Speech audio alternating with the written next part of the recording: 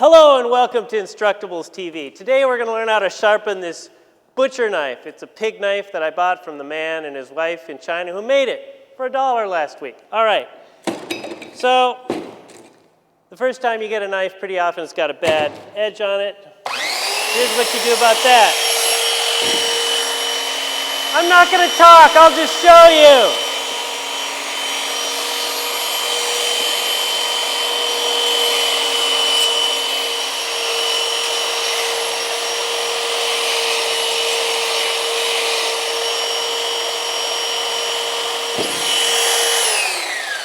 You can do as much of that as you want till you don't see any reflections on the blade and you can't, maybe you'll be catching a little bit of a burr here, and what you want is an edge that kind of catches your thumb here. When you can catch your thumbnail here, that's a sharp knife. Okay, unlike what you might have heard, here's how you sharpen a butcher knife. You get a coarse stone. We got this, not really coarse enough, beautiful bogman style stone here. You sharpen it. This is sharpening a butcher's knife. You're putting a bunch of hairy fuzz on here, or you can get some sandpaper, even really coarse sandpaper, and you do the same thing.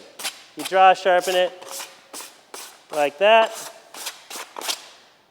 and then you get a nice hairy edge, and it's great for, look at that, just for going through soft tissue. That's what a butcher knife is for. See someone tried to cut this with the wrong kind of edge here. Let's do that over with our butcher knife. Here we go. There we go. Perfect. Look at that. Look how beautiful that is. That's how you sharpen a butcher knife. This is a butcher knife sharpened like a butcher knife. But when you start, hacking at wood with it, you start getting a little burr, the burr gets folded over. It's not a strong edge. So the way you make a strong edge is you take, and this is how they do it all over the world, you take a piece of glass and you take various coarsenesses of sandpaper.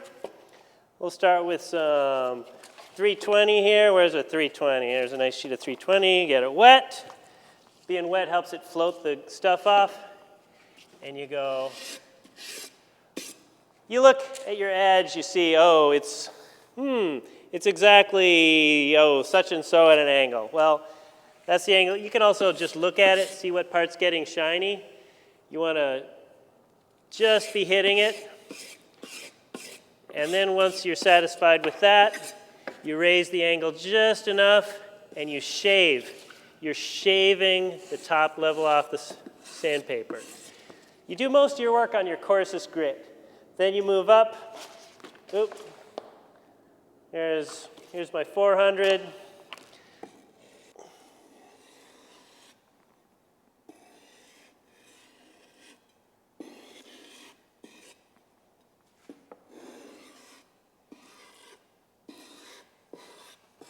And then you go up to your finest grit. I'll stop at 600 because I'm lazy. Some people, but it's just a couple of strokes and you raise it ever so slightly and you see that you're shaving off and you're pushing this metal mud along and the grit. And that's how you do that on both sides. And then you can catch your thumbnail there with that. Yeah, now that's a sharp, and that's a strong edge. That's good for cutting wood. That'll last a long time for cutting wood. And that's how you sharpen a knife for cutting wood. But what if you don't have a sharpening stone? What if you're at your friend's house for dinner and you're trying to be all suave and debonair and cut a tomato and it's just not cutting and there's no stone? Well, you can use a lot of things for a sharpening stone, like the bottom of any kind of ceramic thing, the lid from the water closet. So you just haul out the top of the water closet and you sharpen up the blades and everyone will be so impressed and you'll definitely be invited back because they'll have sharp knives and the tomatoes will be sliced ever so well. You need never have a dull knife.